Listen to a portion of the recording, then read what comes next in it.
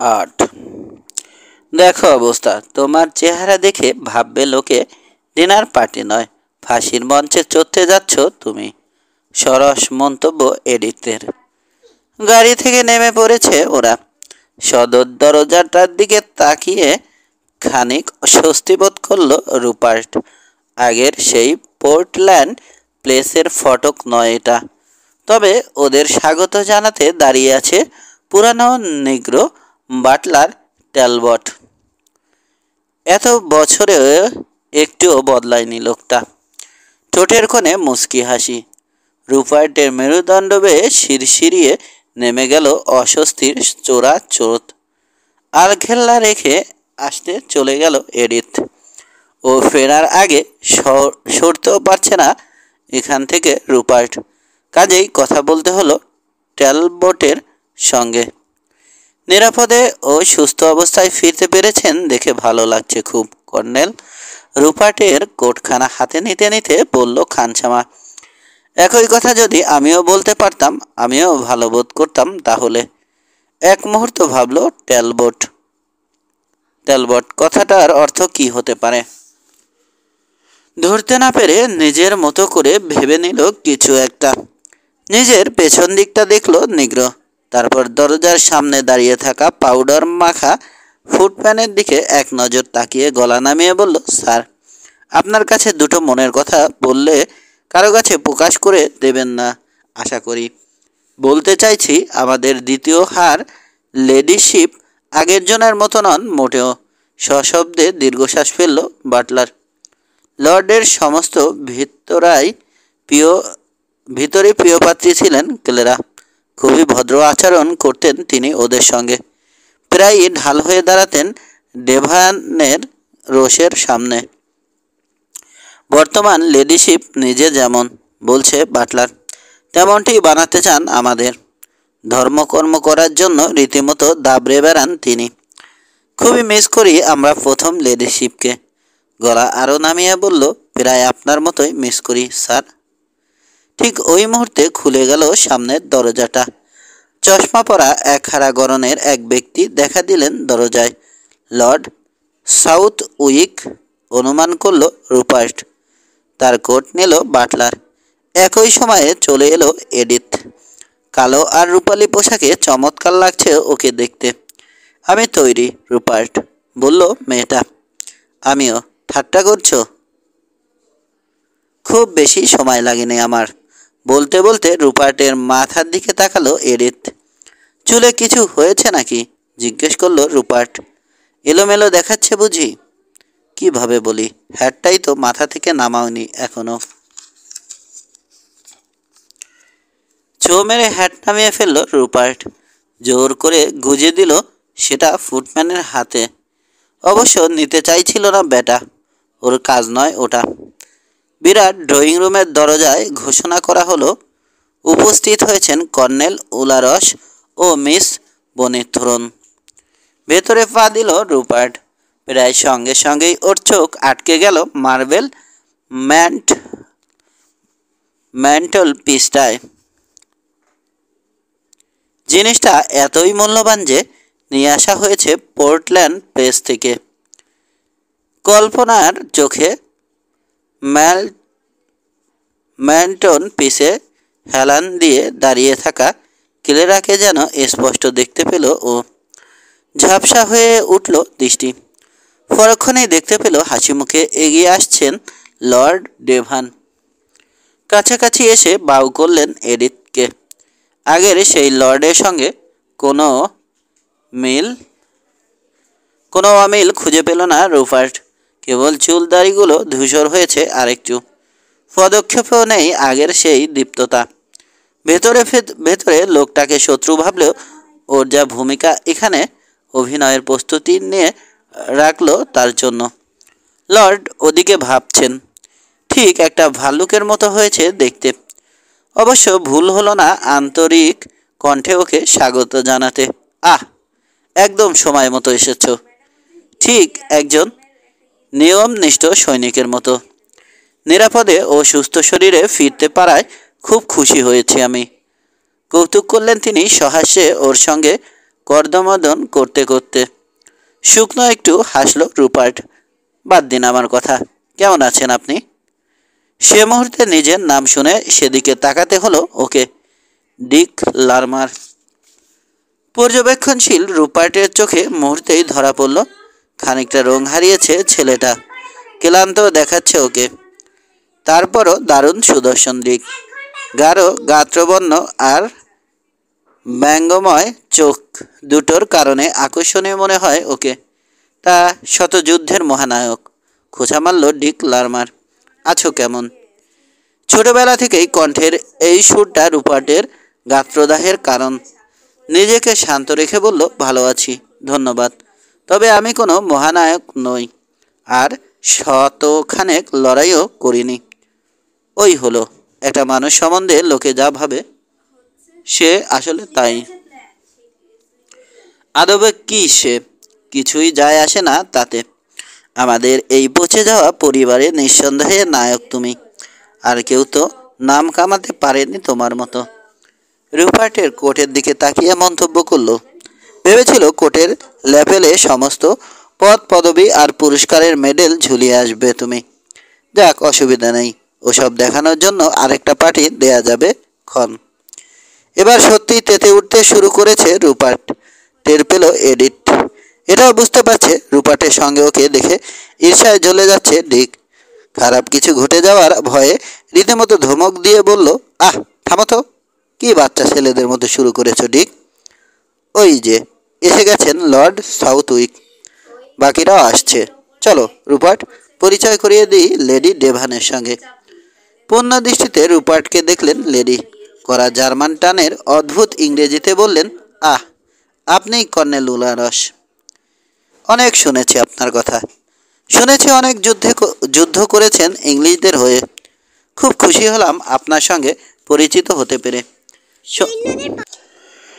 সৈন্যদের পছন্দ করি আমি। আমার বাবাও সামরিক কর্মকর্তা ছিলেন। গ্রেভালোটে ফ্রেঞ্চদের হাতে মারা পড়েন তিনি। খুব খুশি হয়েছি নিমন্ত্রণ রক্ষা করায়। লেডিকে বাউ করল রুপার্ট। অনুভব করল কোনো ভনিতা নেই কথাগুলোর মধ্যে। ততক্ষণে লর্ড সাউথ উইককে নিয়ে হাজির হয়েছেন ডেভান। পরিচিত হলো ওরা। ডিনারে ডাক পড়তে পড়তে আরও কয়েকজনের সঙ্গে পরিচয় হলো। ডিনার টেবিলে যাওয়ার সময় এডিথের সঙ্গী হলো রুপার্ট। যেতে যেতে বলল এডিথকে, নিজের সৌভাগ্যকে এখনো বিশ্বাস হচ্ছে না আমার। কোন সৌভাগ্যের কথা বলছো? এই যে অপরিচিত কারো সঙ্গে বসতে হচ্ছে না টেবিলে, তার বদলে সঙ্গ পাচ্ছি তোমার। সহাস্যে রুপার্টের প্রশংসা গ্রহণ করলো এডিথ।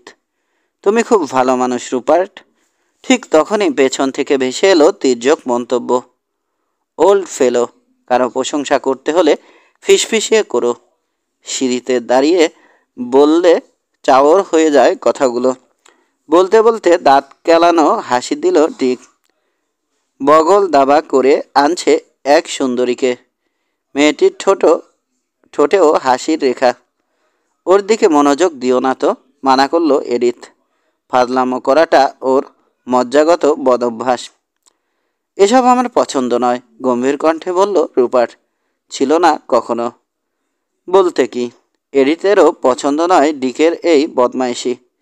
বুঝতে পারছে হিংসায় খাক হচ্ছে ছেলেটা, কিন্তু বিষয় সেটা নয়।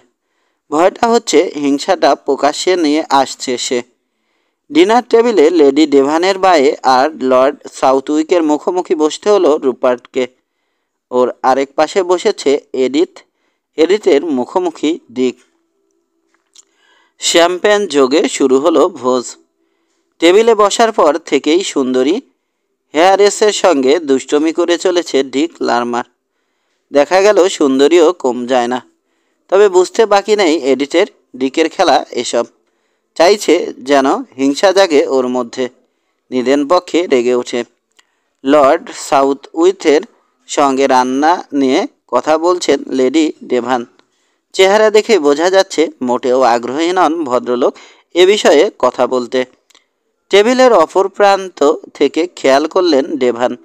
বুদ্ধিমতীর মতো আলোচনার কেন্দ্রে রুপার্টকে নিয়ে এলো এডিথ। বলল সুদানে ওর মিলিটারি জীবনের গল্প শোনাতে। এই বুদ্ধিমত্তাকে সপ্রশংস দৃষ্টিতে দেখলেন তিনি। খেয়াল করেনি রুপার্ট।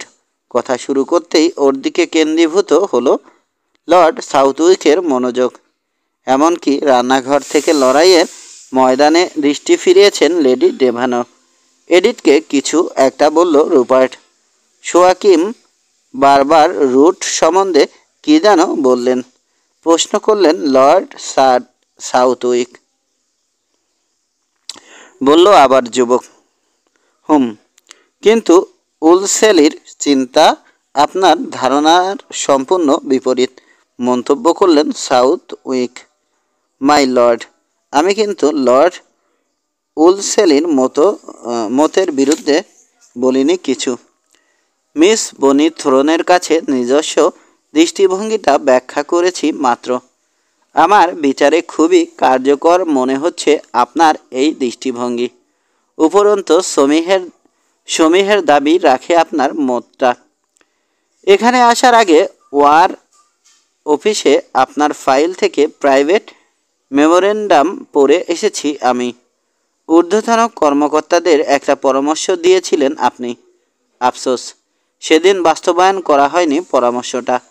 তবে জানেন কি, হেড অফিসে চলে এসেছে আপনার প্রস্তাবনা। মাথা নেড়ে অনেকটা বিড়বিড় করে বলল রুপার্ট। ওর জানা নেই এটা। যাক, আচ্ছা, তামাই লড়াইয়েই তো আহত হয়েছিলেন আপনি। ওই যুদ্ধের পর আপনাকে ভিক্টোরি ক্রস দেওয়ার জন্য সুপারিশ করা হয়েছিল, জানেন সেটা? হতবাক রুপার্ট অজ্ঞাত প্রকাশ করলো মাথা নেড়ে। বেশ, এখন তো জানলেন, কিন্তু কেন পাননি জানেন কি? কারণ আপনার নামের আদক্ষর ইউ। একই সুপারিশপ্রাপ্ত কয়েকজনের মধ্য থেকে বেছে নেওয়া হয় প্রথম দিকের আদক্ষরধারীদের। কি আর করা, মিলিটারির মাথামোটা রীতি। ব্যক্তিগতভাবে পছন্দ নয় আমার পদ্ধতিটা। ক্রসটা যার ভাগ্যে জুটেছে তার নাম শুরু হয়েছে টি দিয়ে, মারাও গেছে ইতোমধ্যে। তবে আপনার বীরত্বের গল্পটা মনে আছে আমার, এখনই বলতে পারবো সেটা। না না স্যার, বলবেন না প্লিজ, অনুরোধ করলো রুপার্ট। তাছাড়া ভিক্টোরি ক্রস পাওয়ার মতো বীরত্ব সূচক কিছু আমি করিনি কখনো। লর্ড সাউথউইক সুবিবেচক মানুষ। ভালো করেই জানেন তিনি কি পাওনা ছিল রুপার্টের আর কোনটা ছিল না। স্মিথ হেসে বললেন, কি হয়েছিল আপনি ভালো জানেন সেটা। তবে একটা গল্প বলছি আমি, শুনেই না হয় বিচার করুন কি পাওনা ঘটনার পাত্রের। লেডি ডেভান, আপনারও সুচিন্তিত মত চাইছি। এক স্কোয়ারের বাইরে প্রতিপক্ষের আক্রমণ প্রতিহত করার দায়িত্ব দেয়া হয় কোনো এক অফিসারকে। তীব্র আক্রমণের মুখে অফিসারটির পুরো দল নেই হয়ে যায়। স্কোয়ারের চারপাশের ঝোপঝাড়ের দখল নিয়ে নেয় আক্রমণকারীরা। মারাত্মক আহত তখন অফিসার। বর্ষা গেঁথে আছে কাঁধে। বেরসিকের মতো বাধা দিয়ে বলে উঠল রুপার্ট, দয়া করুন স্যার, অর্থাৎ আর বলবেন না প্লিজ। কিন্তু সাউথউইক বলে চললেন। গভীর রাতে শত্রুদের চোখ এড়িয়ে বুকে হেঁটে স্কোয়ারে প্রবেশ করে অফিসারটি। রিপোর্ট করে শত্রুপক্ষের নির্মম হত্যাকাণ্ডের হাত থেকে সেই কেবল একা বেঁচে ফিরতে পেরেছে।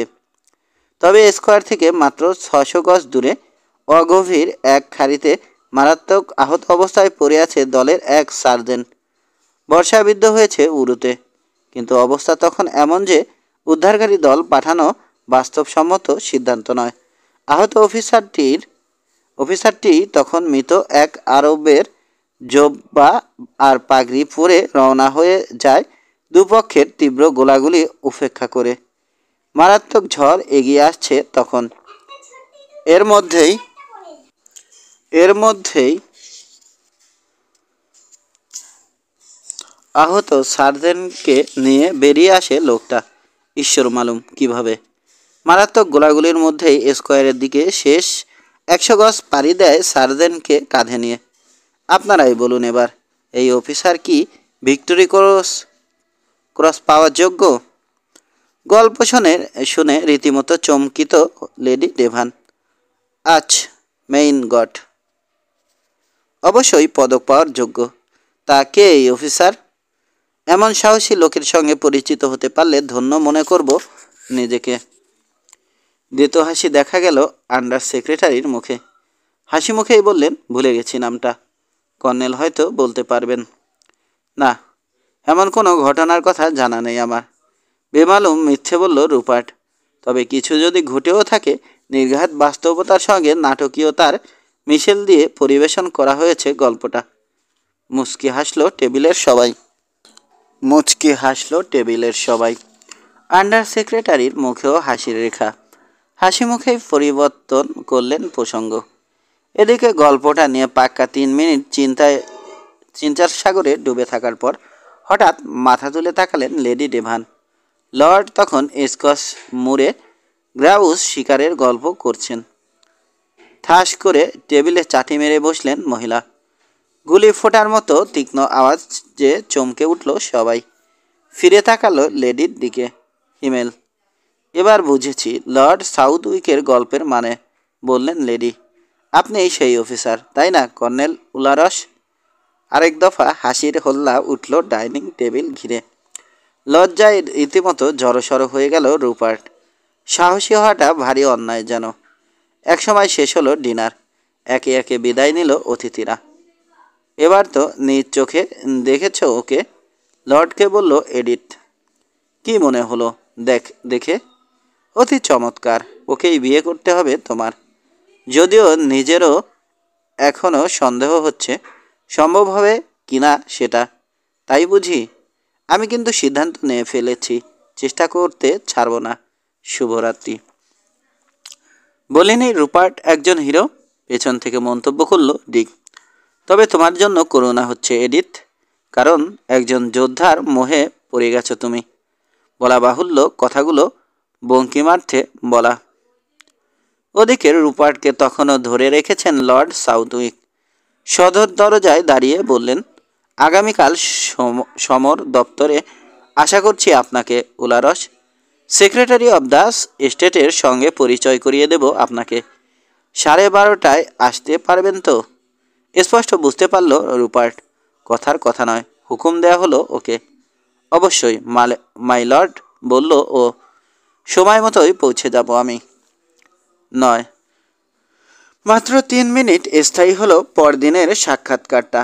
স্পষ্ট বুঝতে পারল রুপার্ট। এর মধ্যে ওর ওজন মেপে নিয়েছেন সেক্রেটারি। ছুটির মেয়াদ জেনে নিয়ে প্রশ্নও করলেন ছুটি শেষ হওয়ার আগেই ডাক পড়লে যাবে কি না ও। তৎক্ষণাৎ উত্তর দিয়েছে রুপার্ট, অবশ্যই। সত্যি বলতে লোকের মুখোশ পরা চেহারা, ভনিতা আর কপটতা দেখতে দেখতে ইতোমধ্যেই হাঁপিয়ে উঠেছে ও। পরে লর্ড সাউথউইকও বললেন যে অমন কোনো ডাক এলে যেন ফিরিয়ে না দেয়, কারণ সেক্রেটারি অব দ্য স্টেটের ডাক পাওয়ার সৌভাগ্য হয় না সবার। বারে বারে আসেও না অমন ডাক। পরামর্শের জন্য ধন্যবাদ জানিয়ে নিশ্চিত করল রুপার্ট, লর্ডের ডাক এলে অবশ্যই কাজে নামবে ও। ছুটি থাকুক বা না থাকুক তাতে কিছু যায় আসে না। স্থানীয় সমাজে বেশ নাম ডাক ছড়িয়ে পড়েছে ওর। সবাই ডাকছে ডিনার পার্টিতে। এরকমই এক পার্টিতে কোনো এক বিষয়ে মতামত জানতে চাওয়া হলো রুপার্টের।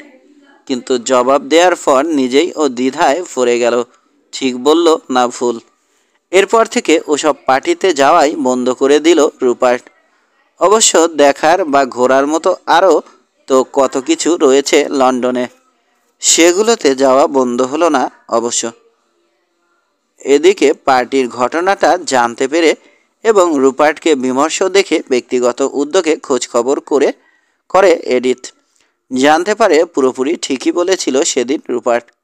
তারপরও ওসব পার্টি টাটি এড়িয়েই চলছে যুবক। ওর এই সমস্ত পার্টিতে যাওয়াটা অবশ্য এডিথেরও ঠিক পছন্দ নয়। নিমন্ত্রণে আসা হাজারটা অবিবাহিত মেয়ের বদনজরে পড়ে যেতে পারে ও, এটাই ওর আশঙ্কা। এমন না যে রুপার্টের প্রেমে হাবুডুবু খাচ্ছে মেয়েটা, বরং লোকটাকে ঠিক বুঝতেই পারে না এডিথ। মনে হয় কেমন এক অদৃশ্য দেয়াল সবসময় ঘিরে রেখেছে ওকে। এডিথের জীবন দর্শন হলো, আজ বাঁচো আজকের জন্যই। কালকেরটা কাল দেখা যাবে। অন্যদিকে স্বভাবটা গম্ভীর রুপার্টের, চিন্তাভাবনাও গভীর। যখনই কথা বলে ওরা মিশরীয়দের ধর্ম দর্শন, যুদ্ধবিদ্যা, জীবন দর্শন, দায়িত্ব, কর্তব্য, এমন আরও হাজার গুরুগম্ভীর বিষয় চলে আসে রুপার্টের বক্তব্যে। এগুলোর বেশিরভাগই মাথার উপর দিয়ে যায় এডিথের। বলা বাহুল্য, এতে ওর বিরক্তি বাড়ে, বই কমে না। ক্ষেত্র বিশেষে মেজাজও যায় খারাপ হয়ে। তবে নিজের মনোভাব মোটেও প্রকাশ পেতে দেয় না মেয়েটা। অনেক চিন্তা ভাবনার পর সিদ্ধান্ত নিয়েছে রুপার্টকেই বিয়ে করবে ও। সেই থেকেই তৎপর হবু স্বামীকে নিজের দিকে ঝোঁকাতে। সত্যি বলতে খুবই সফল ও এ মিশনে। একটা সময় থেকে সত্যি সত্যি মনে হতে লাগলো রুপার্টের এডিথকে ছাড়া অসম্পূর্ণ ও। কিলারার ব্যাপারটার কারণে বর্জন করেছিল নারী সঙ্গ, কিন্তু সেটা এখন বহুদূরের ঘটনা মনে হচ্ছে। আর 10টা স্বাভাবিক মানুষের মতো ওরও স্ত্রী সন্তান হবে না কেন? বেচারা রুপার্ট সরল মনে ভাবছে, এসবই নিজস্ব চিন্তা ভাবনা ওর। ঘুণাক্ষরেও ধারণা করতে পারিনি, মুখে কিছু না বললেও হাজারটা ইঙ্গিতে ঠিক এই কথাটাই ভাবতে বাধ্য করছে ওকে এডিথ। মেয়েটাকে কিছু উপহার দিয়েছে রুপার্ট।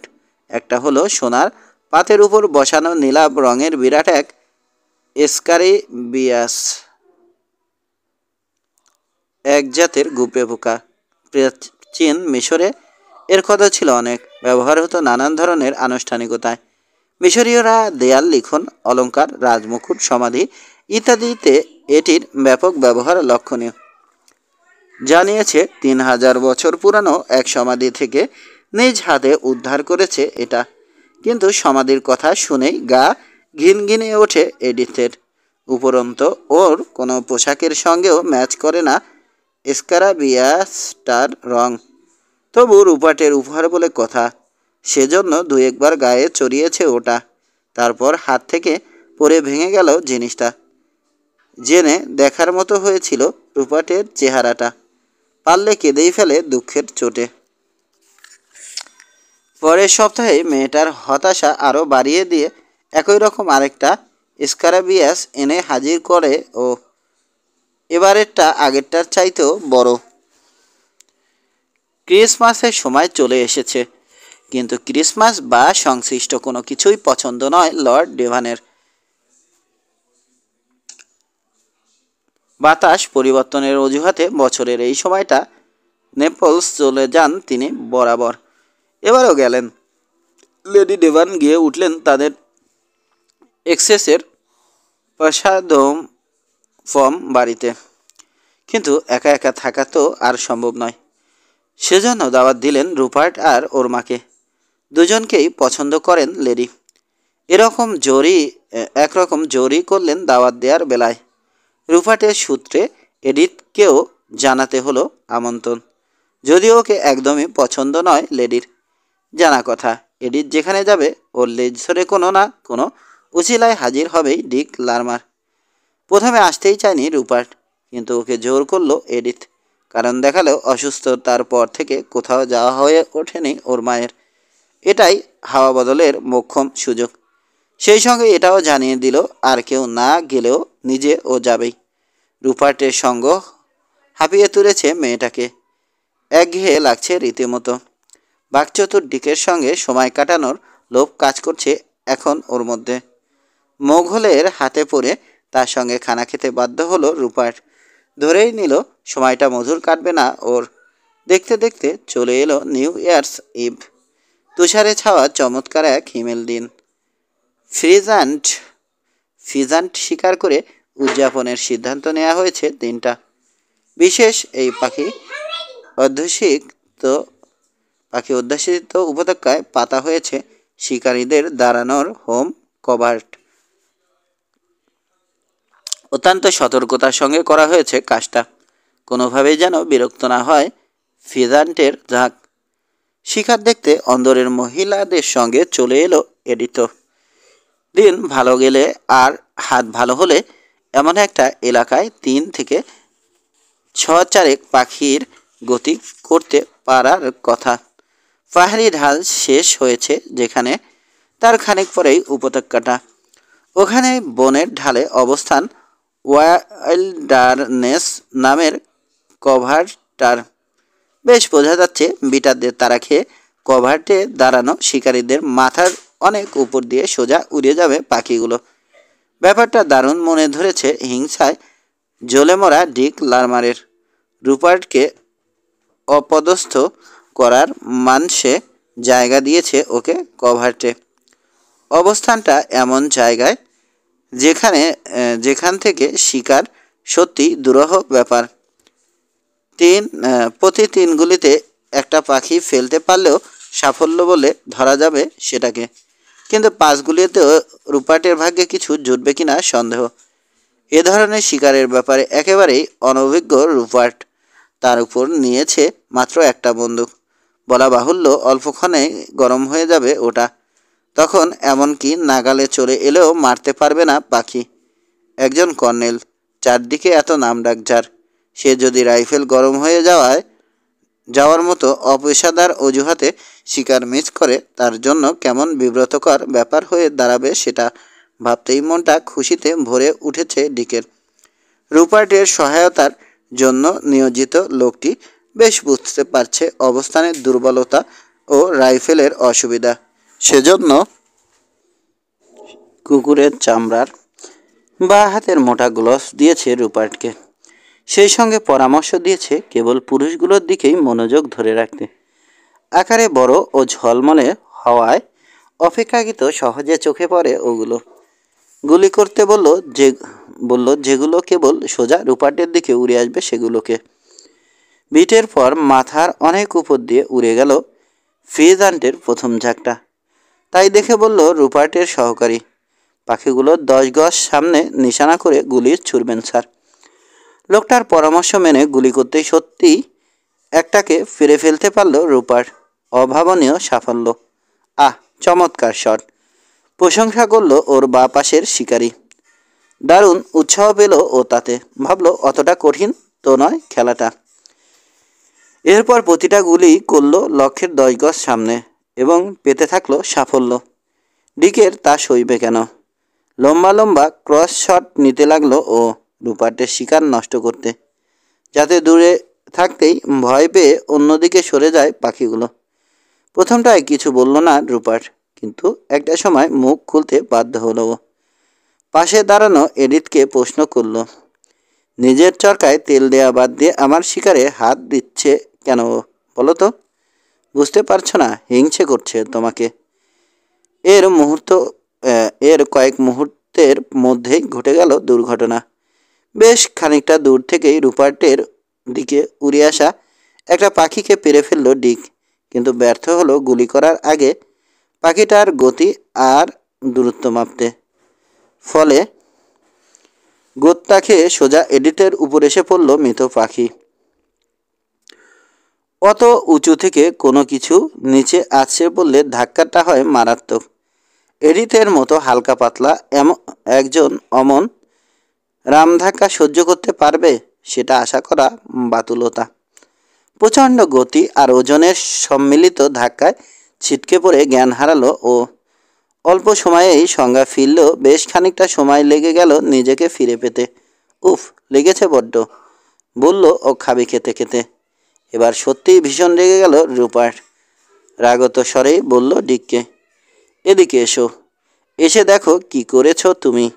দেখল ডিক। তোমার খামখেয়ালি পনার কারণে আজ মারা পড়তে পারতো এডিথ। রীতিমতো কষ্ট করে উঠে দাঁড়ালো মেয়েটা। ফ্যাকাশে দেখাচ্ছে ওকে। রুপার্ট, একটু ধরো তো আমাকে প্লিজ। কোমর আঁকড়ে ধরে এডিথের ভর নিজের উপর নিয়ে নিল রুপার্ট। বাধা দিল না মেয়েটা। পথে অত্যন্ত নরম সুরে ওর সঙ্গে কথা বলল যুবক। ব্যথার অছিলায় মুখ বন্ধ রাখল এডিথ। সামান্য মালিশ করে নিল ও ঘরে ফিরে। তবে ডাকতে দিল না ডাক্তার। খানিক পরের কথা। পোশাক ছেড়ে ভাবতে বসেছে এডিথ। স্পষ্ট বুঝতে পারছে বিয়ের প্রস্তাব আসছে রুপার্টের কাছ থেকে, কিন্তু এখন ওকে ভালোবাসার মানুষ কিংবা স্বামী হিসেবে ভাবতে পারছে না মেয়েটা। অন্যদিকে বিয়ে না করলে নগদ নারায়ণ থেকে বঞ্চিত হতে হবে, সেটাও একটা মাথা ব্যথার কারণ। অন্য কেউ হলে হয়তো বলে দিত, দেখো রূপার্ট, সব সময় কাজিন এবং ভালো বন্ধু বলে ভেবেছি তোমাকে, এর বেশি কিছু নয়। কিন্তু ওই চিন্তার ধারে কাছেও গেল না এডিথ। ওর ভাবনা জুড়ে রয়েছে কেবল বৈষয়িক সুবিধা, অন্য কিছু নয়। একটা বিষয় মেয়েটার কাছে পরিষ্কার যে ন্যূনতম কাণ্ড ও দায়িত্বজ্ঞান নেই ডিকের, যদিও এডিথকে রীতিমতো পুজো করে সে।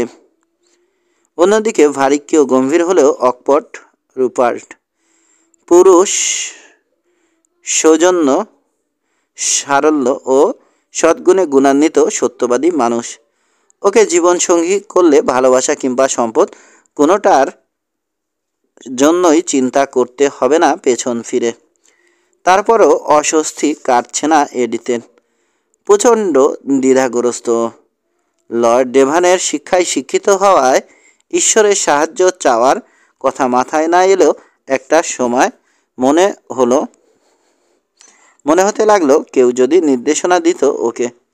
চা নিয়ে এলো হাউসমেইড, সঙ্গে রূপালি ট্রের উপর চিঠি। এসেছে লর্ড ডেভানের কাছ থেকে। খুলে দেখলো প্রথমে নেপলসের হোটেল নিয়ে হালকা রসিকতা করেছেন লর্ড, তারপর পরামর্শ দিয়েছেন।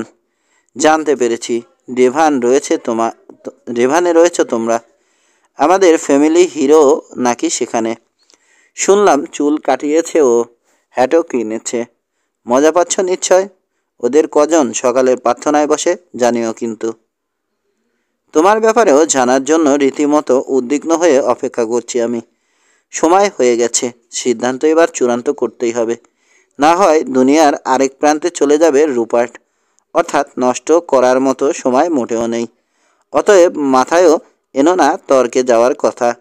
অন্তত এই একটা বিষয়ে আমার সিদ্ধান্তই মেনে নিতে হবে তোমাকে। বিশ্বাস করো, তোমারই মঙ্গলেতে। ভেবো না চাপিয়ে দিচ্ছি সিদ্ধান্তটা, সুচিন্তিত যুক্তিপূর্ণ মতামতেটা। দুনিয়ার হাল হকিকত সম্বন্ধে তোমার চেয়ে অনেক ভালোভাবে অবগত আমি। কাজেই অতি আবেগে ভেসে নিশ্চিত শান্তির ভবিষ্যৎটাকে ভাসিয়ে দিও না জলে। আশা করি আমার কথা মানবে ও রাখবে তুমি। বড় একটা স্বস্তির শ্বাস ফেলল এডিথ। ওর হয়ে সিদ্ধান্ত নিয়েছে লর্ড। অনুরোধ করলেও জানে এডিথ এটাই হুকুম তার। হুকুমটা মানার সিদ্ধান্ত নিল এডিথ। 10। পাখি সংক্রান্ত দুর্ঘটনার কারণে সাংঘাতিক খারাপ রুপার্টের মন মেজাজ, তাই আর বেরোয়নি বাইরে। বদলে গিয়ে ঢুকলো লাইব্রেরিতে। পূবের জ্ঞান, ধর্ম ইত্যাদির ব্যাপারে যতটা সম্ভব জানতে চাইও, কিন্তু পূরণ হলো না ইচ্ছেটা। বাটলারের কাছ থেকে খবর নিয়ে হাজির হলেন সেখানে লেডি ডেভান। সকালের দুর্ঘটনার বিস্তারিত জানতে চান তিনি।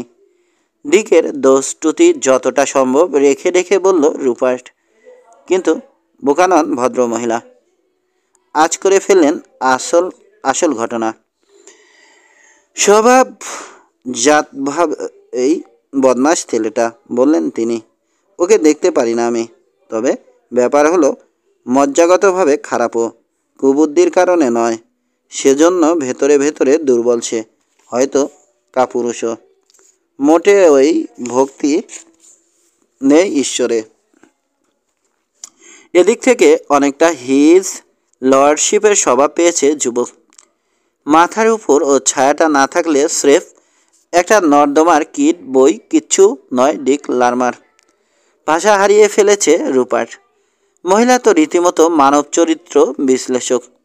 ওকে ওভাবে তাকিয়ে থাকতে দেখে আবার বললেন তিনি, নিশ্চয় ভাবছেন স্বামীকে নিয়ে কটু কথা বলছি কেন, কিন্তু এতটাই শক্ত কিছুই আসে যায় না এসব আলোচনা সমালোচনায়। অত্যন্ত কঠিন মানুষ হিজ লর্ডশিপ। তো এই কঠিন মানুষটিকে বিয়ে করেছিলেন কেন? লাইব্রেরির এ মাথা ও মাথা দেখলেন লেডি। কেউ নেই। সব বলবো আপনাকে, বললেন মহিলা। কারণ ঈশ্বর ভক্ত আপনি, বিশ্বাস করেন বিচার দিবসে। অনেক বড় আর অভিজাত ঘরে জন্ম আমার, এমনকি আপনাদের চাইতেও বড় আমার বংশ। আপনাদের বংশের লোকেরা তো পয়সার মুখ দেখেছে এই সেদিন। তবে যুদ্ধে বাবা মারা যাওয়ার পর থেকে আর্থিক অবস্থা খারাপ হয়ে যায় আমাদের। লেডি হজসন নামে জার্মানির এক অভিজাত মহিলা তখন বলেন আমাকে, বছরে 8 মাস ওকে সঙ্গ দিতে। বেতনও ভালোই দিচ্ছিলেন। ওখানেই যাতায়াত ছিল লর্ডের। প্রথম লেডি ডেভান মারা যাওয়ার পর আমার প্রতি আগ্রহ বাড়াতে থাকে তার। এক সময় বিয়ের প্রস্তাবও দিয়ে ফেলেন, রাজি হইনি। তখন একটা কৌশল করেন তিনি। আন্দাজ করতে পারেন কি সেটা? থাক, আমিই বলছি। ভালোভাবে জানতেন তিনি ধার্মিক আমি। সংখ্যার সন্তান নিয়েও আমার চিন্তাভাবনা ফ্যাশনেবল ইংলিশ লেডিদের চাইতে ভিন্ন। সেজন্য বলেন আমাকে, ঈশ্বর ধর্ম ইত্যাদি বিষয়ে খুবই সন্দিহান তিনি। তাকে বিয়ে করলে আমি হয়তো ওর অবিশ্বাসী আত্মার উপর আলোকপাত করতে পারবো। ভাবতে পারেন? হা হা করে প্রাণখোলা হাসি হাসলো রুপার্ট। আপনার কাছে হাস্যকর হতে পারে না এটা, কিন্তু আমার কাছে নয়।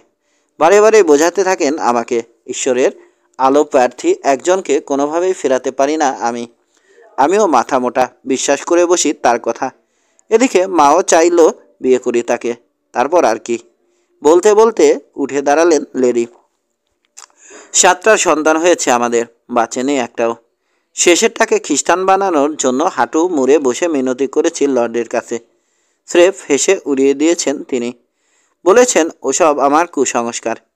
খ্রিস্টান বানাতে গেলে পানিতে ভেজাতে হবে, তাতে সর্দি লেগে যাবে বাচ্চার। কিন্তু আফসোস, সর্দির বদলে ধরল যমদূত। লোকটার জন্যই হয়তো নরকে যেতে হবে বাচ্চাটাকে। কথাগুলো ভীষণ নাড়া দিল রুপার্টকে। না লেডি, বলল, মোটেই বিশ্বাস করি না এটা।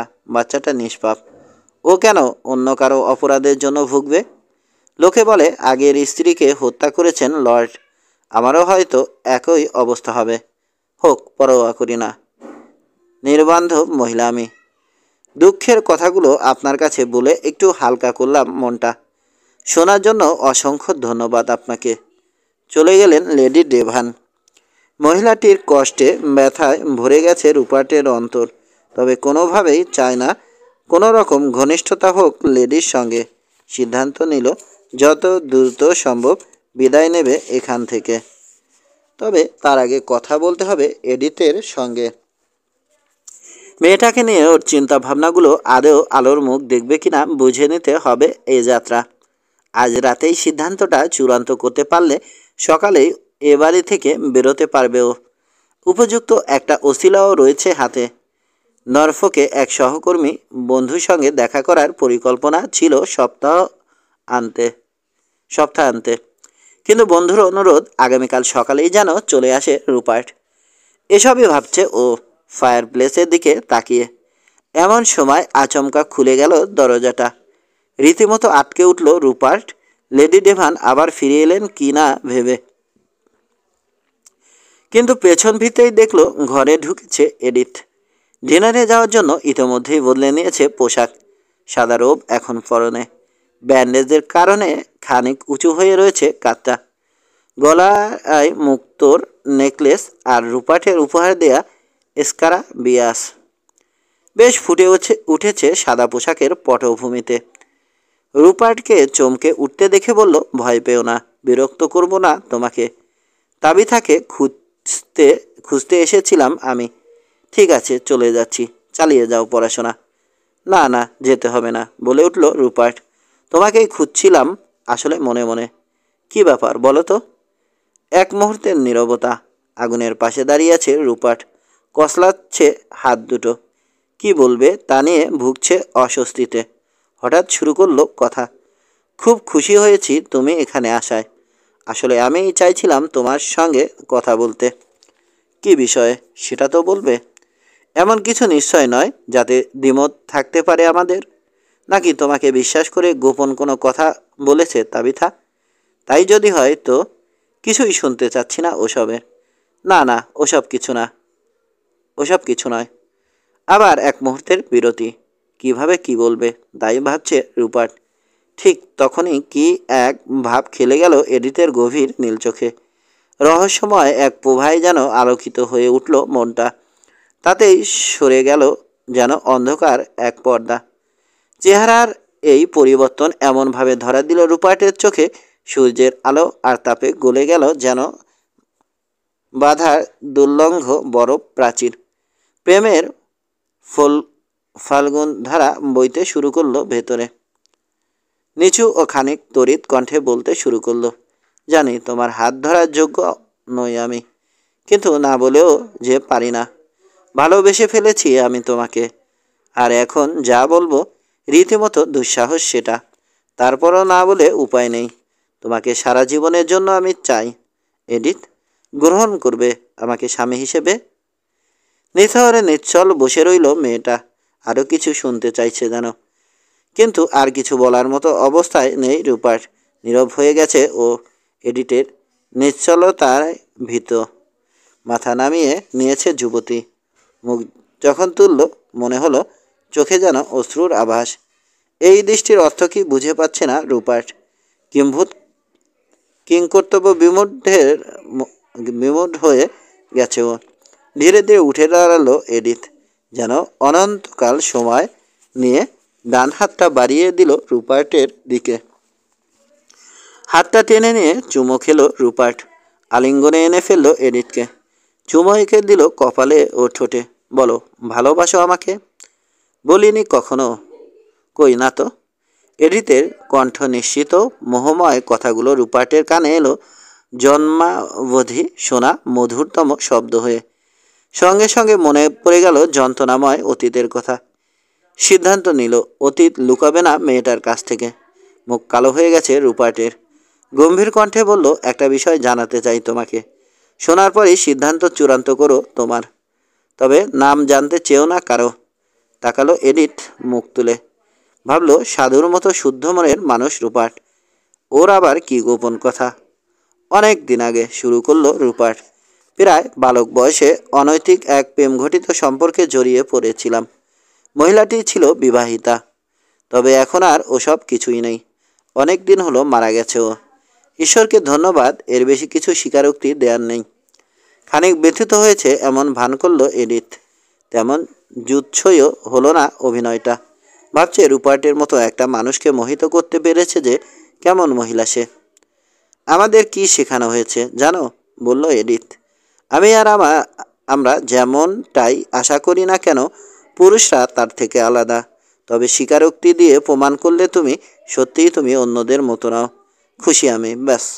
আর কিছু বলার নেই। তবে সন্দেহ হয়েছিল তাবি।